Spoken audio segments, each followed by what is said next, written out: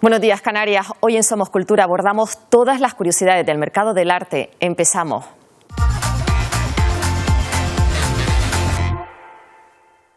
Nos guste más, nos guste menos o no nos guste nada, la realidad es que vivimos en una sociedad en la que todo tiene un valor económico, y la cultura, por supuesto, no se escapa. No solo eso, el arte es uno de los principales elementos de inversión. Una pintura puede servir tanto para embellecer una casa como para pagarla. Y aunque el arte como creación y el arte como mercado están relacionados, no existe una equivalencia directa. O dicho de otra manera, para entender el mercado del arte hay que saber tanto de arte como del funcionamiento de los mercados. Hoy conoceremos mejor esa otra cara de la cultura con Nuria Segovia. Pero antes de ver cómo funciona el mercado del arte, vamos a ver cómo podemos invertir el dinero en espectáculos culturales este fin de semana. El sábado, a las 8 de la tarde, será la última oportunidad de ver Madame Butterfly esta temporada en el Teatro Pérez Galdós de Las Palmas de Gran Canaria. La obra magna de Giacomo Puccini ofrece la ocasión de disfrutar de la famosa aria, un bel di vedremo, interpretada en esta ocasión por Rachucci Bassens. En el Teatro Leal de la Laguna, hoy y mañana está, a partir de las 8:30, Autobiografía de un yogi, la particular adaptación que Rafael Álvarez el Brujo hace de la obra de Paramahansa Yogananda, meditación, espiritualidad y filosofía pasadas por el particular tamiz del sentido del humor y de la vida de uno de los artistas más personales que tiene el teatro español, el Brujo. Era un gran maestro. Y esta noche a las 9 en la Plaza de la Música en Gran Canaria, Olga Serpa y Mestizay ofrecen un concierto en homenaje a Pablo Milanés con la presencia de Carlos Varela y una de las hijas del maestro, Haydn Milanés. Los días no volverán.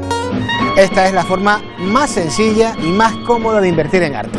Simplemente disfrutar de sus espectáculos. Ahora bien, si queremos conocer cómo se invierte en arte de otra manera, pues para eso está nuestra entrevista. Y además de ese repaso semanal por la agenda cultural, hoy vamos a hablar del mercado del arte y nos acompaña ya Nuria Segovia, a quien le damos las gracias y la bienvenida a este Somos Cultura.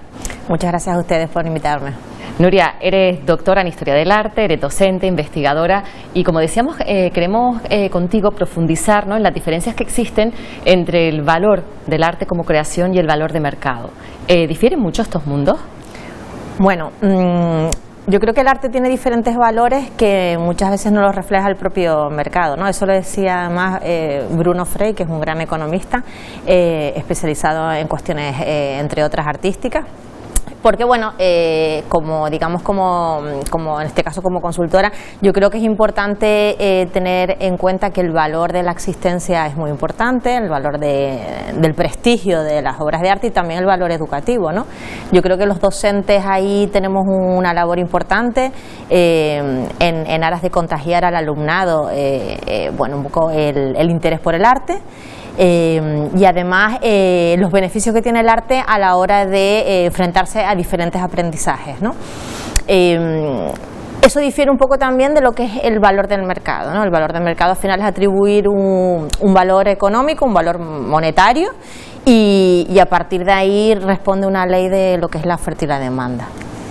¿Y existe una equivalencia real entre lo que es la obra, ¿no?, como valor artístico, como creación, y su valor económico, su valor de mercado? Bueno, ahí tiene que ver mucho, digamos, el valor de la creatividad, el valor de la innovación, el valor de la pieza única, y se establece una serie de parámetros, ¿no?, que tienen que ver un poco con el reconocimiento del creador, su trayectoria, dónde se encuentran las piezas, si se encuentran en colecciones públicas, colecciones privadas, si ha tenido reconocimiento, la originalidad, pero cuando, digamos, los tasadores establecemos un dictamen, hacemos un dictamen, no siempre influye esa cuestión, ¿no? No podemos justificar ese valor económico con el valor artístico que puede tener una pieza, porque en definitiva está determinado por factores económicos, no por calidad artística. Podría ser un ejemplo en el arte conceptual, casos como el del plátano, por ejemplo, ¿no?, que se llegó a pagar 6 millones de euros por un plátano. Claro. Que a priori nos parecería una tomadura de pelo, ¿no? Claro, entonces el arte conceptual tiene quizás esa particularidad. Y es un gran ejemplo el que propones para justificar digamos, esa equivalencia entre el valor artístico o el valor económico, ¿no? Y digamos que el antagonismo aquí sería, por ejemplo, una pieza como puede ser Las Hilanderas, ¿no? De Velázquez. Ahí sí hay en consonancia una obra con gran reconocido prestigio artístico y una obra con gran valor económico por la singularidad y lo que suscita dentro de la historia del arte. At $5,200,000. Jen, the Catalan is yours. Cifras millonarias que desatan polémicas. El artista y profesor Antonio García Villarán, con gran repercusión en redes e internet, cuestiona la honestidad de muchos artistas, acuñando un término que ya se ha incorporado al mundo del arte, y es el amparte. ¿Pero qué significa? Definirlo así simplemente es el arte de no tener talento. Es decir, son aquellas obras a las cuales se les da un valor, pero no porque tengan valor en sí mismos, sino porque hay un texto que la respalda y por ese texto pues le ponen un precio desorbitado, ¿no? Por ejemplo, para poner un ejemplo muy claro, el plátano de Catalán, ¿no? Un plátano pegado con con cinta americana a la pared, o la bola de papel de Martin Creed, una bola de papel arrugada puesta en medio de una galería. Bueno, tú le puedes poner a eso el texto que tú quieras y el precio que tú quieras, pero que para mí, si está en una galería, la sociedad entiende que es arte, pero para mí es un tipo de arte que carece de talento, carece de precio, o sea, para mí vale cero, de creatividad nada, está llena de lugares comunes, por lo tanto, es amparte. El propio Damien Hirst, con un grupo de inversores, se compró su propia obra, la calavera, esa calavera con diamante, porque no la compraba nadie, y claro, si no la compra nadie, todos los que le han comprado obra a Damien Hirst pierden dinero porque se devalúa su obra, con lo cual lo protegen. Pero es que sigue haciendo animales en formol, pero lo sigue poniéndole fecha de hace unos años, porque la gente quiere ahora, fíjate cómo está el mercado del arte, obras de hace unos años, pero él hizo las que hizo. Pero él, fíjate lo que se inventa, que dice, no, yo esas obras las pensé en aquel año y las he hecho ahora, con lo cual son de aquel año. O sea, fíjate las cosas que se inventan. Y yo creo que ese tipo de cosas, en el arte sobre todo, creo que la honestidad es fundamental.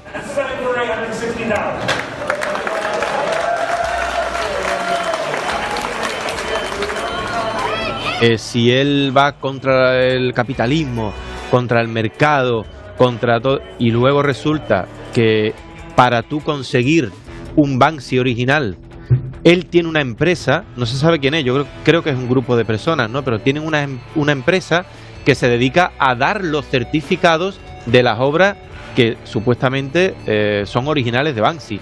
Y esos certificados te cuestan un pastón, evidentemente, porque lo emiten ellos, no lo emite otra persona. Sin duda será el tiempo el que decida cómo pasarán a la historia, si como genios del arte o genios del marketing. Here it is in all its splendor. Please note, cryptocurrency payments will be accepted on this lot in cryptocurrencies supported by our payment processing.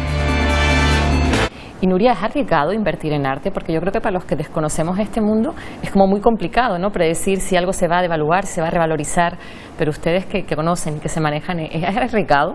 Yo creo que ahí hay un trabajo de planificación, ¿no? Es importante que un coleccionista, por neófito que sea, se asesore bien.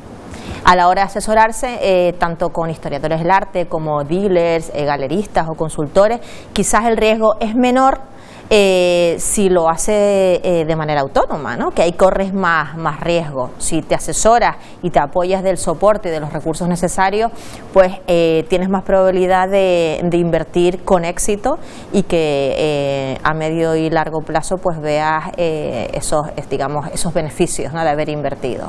Además, eres consultora y tasadora. ¿Qué hay que tener en cuenta para que una tasación sea correcta? Bueno, pues ahí hay que tener en cuenta bastantes parámetros, ¿no? Sobre todo estos parámetros tienen que incidir en un mismo punto, y es garantizar la autoría de esa pieza, ¿no? La autoría de esa pieza, ¿cómo se garantiza? Normalmente con certificaciones y en su defecto, bueno, pues recogiendo fuentes de los familiares de los artistas, recogiendo documentación, catálogos en donde esa pieza o esas piezas aparezcan registradas, contrastando con testimonios, contrastando con documentación y viendo también qué papel tiene ese artista dentro de la trayectoria profesional de su carrera, ¿no? Y nivel de producción, crítica de arte, ¿no? La crítica de arte es muy importante. ¿Qué opinan de ti otros? ¿Y qué papel ocupas dentro del escenario? Y por supuesto, bueno, ver un poco los niveles de mercado, si ese artista tiene obra en el mercado, si ha vendido piezas a nivel local o a nivel nacional, ¿no? No es lo mismo un artista local que un artista, digamos, a nivel nacional, que su obra pues está colocada en diferentes ámbitos, y eso pues de alguna manera le atribuye un valor adicional a una pieza. ¿Y existe conflicto entre los artistas y la tasación? ¿Es habitual que no estén conformes, ¿no?, con el valor que le den a su obra? Hombre, no deberían, porque al final nos apoyamos los tasadores en unos parámetros que son objetivables.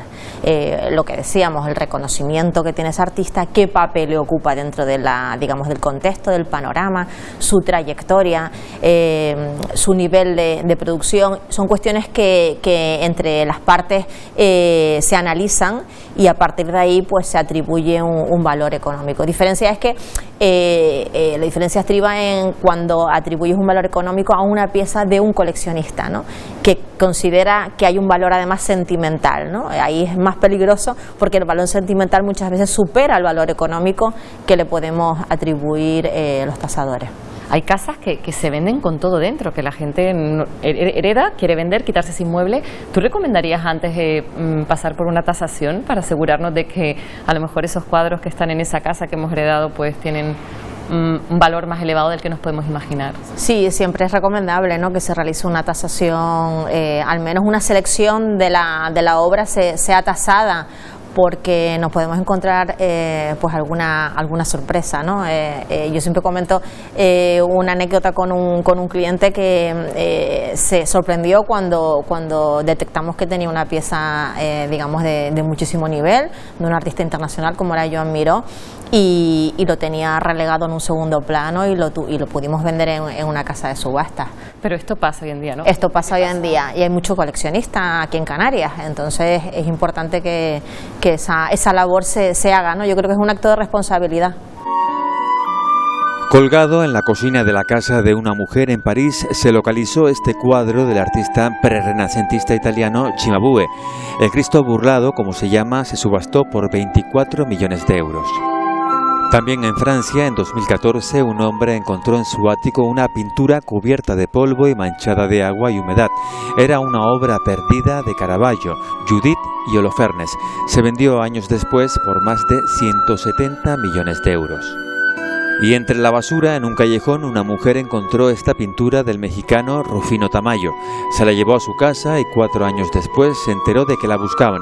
Se vendió por $1 millón. Un poco más caro salió este lienzo de Jackson Pollock, que encontró una familia durante la limpieza del trastero de un garaje en Estados Unidos. La pintura fue subastada por $10 millones. En un sótano de la Universidad de Yale en Estados Unidos se encontró este cuadro de Velázquez, La Educación de la Virgen, que pertenece a la etapa más temprana del pintor. Y también en un sótano, el hijo de un matrimonio recién fallecido recogía las cosas de sus padres cuando descubrió este cuadro de Rembrandt. Curiosamente, su precio en la subasta posterior correspondiente no fue muy elevado. Para ser rigurosos, todas estas apariciones deberían llevar el calificativo de supuestamente, porque, como deja claro este documental sobre el supuesto hallazgo en Madrid de un Caravaggio perdido, en el mundo del arte hay muchos intereses y mucho dinero en juego, y una simple confirmación de autenticidad para un cuadro falso puede hacer ganar millones a unos cuantos. Si quieren entrar en el juego, sepan que todas estas pinturas están en paradero desconocido y se ofrecen suculentas recompensas a quien las encuentre. ¿Y cómo ha influenciado, cómo está afectando lo que es la inteligencia artificial en el coleccionismo? Bueno, yo creo que la inteligencia artificial está muy relacionada con el mundo del arte actualmente y ha generado una importante revolución, ¿no? Tanto como rentabilidad social como desde el punto de vista económico, porque se ahondan tanto en el punto de vista de la praxis, es decir, automatizar el artista, el proceso creativo, intervenir en la propia obra, crear piezas de arte emergente, como desde el punto de vista teórico, porque es facilitadora de la comprensión de las obras de arte, genera mayor accesibilidad a las piezas, analiza datos y por tanto también nos permiten divulgar y difundir y educar a la población. Yo creo que el uso de la inteligencia artificial de manera responsable es muy productivo, ¿no?, en este sentido. ¿Cómo es el momento que alguien se quiere desprender de una obra? Está pasando un apuro económico, sabe que tiene un activo así en casa. ¿Cómo es ese proceso? ¿A quién recurre? ¿Con quién habla para iniciar ese proceso y obtener liquidez? Bueno, normalmente acuden a los museos. Acuden a museos y a galerías de arte, ¿no? Y en última instancia buscan a través de Google peritos tasadores oficiales. En este caso, bueno, pues el procedimiento sería el museo o la galería concretamente contacta con ese perito tasador o en su defecto el propio interesado con el tasador, realizamos una consulta.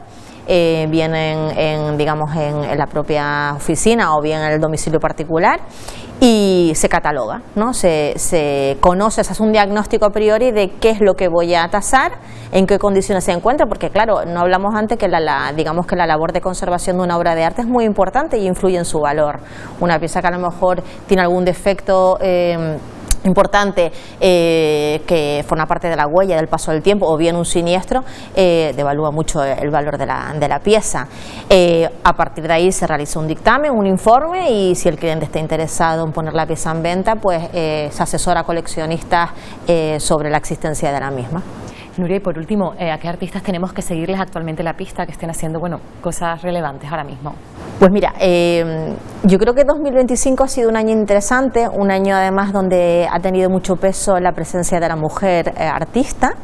Y en este caso hay 3 mujeres imponentes que ahora mismo están rompiendo moldes a nivel de mercado internacional, que sigo y que animo a que sean seguidas, y es una artista africana que es Olavide Olavet.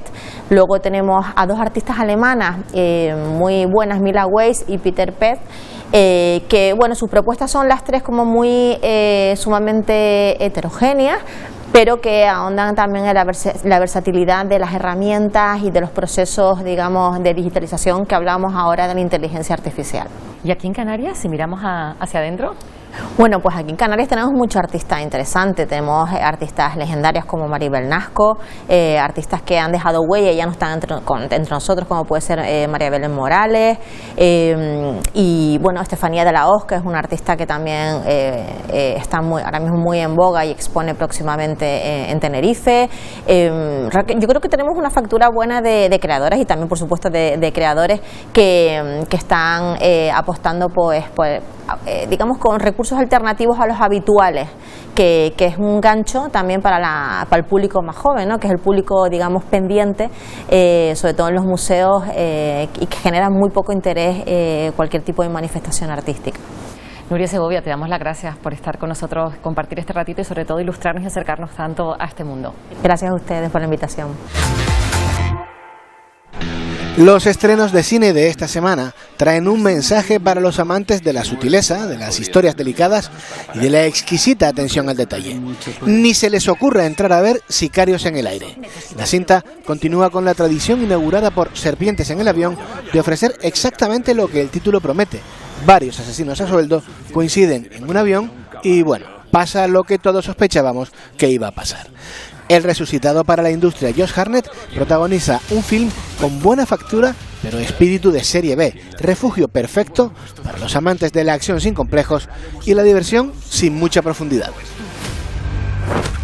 La moda de hacer remakes de acción real de grandes éxitos del cine de animación escribe esta semana un nuevo capítulo con el estreno de Cómo entrenar a tu dragón. Esta nueva aproximación al universo que tan buena crítica obtuvo en su versión animada cuenta con el joven Mason Thames afrontando el que probablemente sea su papel más importante hasta la fecha, arropado además por nombres como el de Gerald Butler o de Nick Frost. Es una apuesta segura para el público infantil y, como toda apuesta segura, carece de emoción y de capacidad de sorpresa. Es lo que es.